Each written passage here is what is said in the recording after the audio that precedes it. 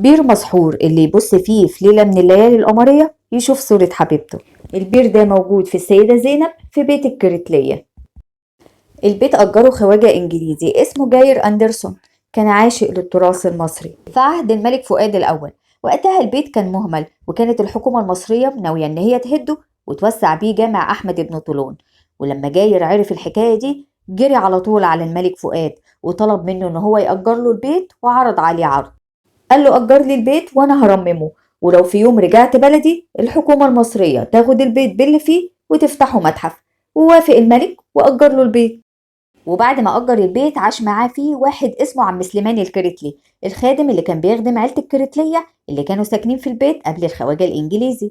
والراجل ده كان عنده هواية إنه يألف قصص كلها من الخيال عن بيت الكريتلية، منها حكاية ست البنات لطيفة.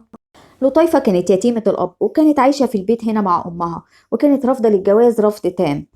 وكان في البيت اللي قصادها ولد اسمه أمين، وكان واقع في حبها بس هي ما كانتش موافقة. وفي ليلة من الليالي القمرية راحت لطيفة وبصت في البير المسحور، وظهر لها صورة محبوبها أمين. وجريت لطيفة واستخبت في بيت جارها أمين اللي كان بيحبها من ساعة ما شافها، واللي أنقذها من فيضان البير. واتجوزوا لطيفة وأمين. البيت مليان بالحكايات والحواديت، تعالوا زوروه هتتبسطوا قوي.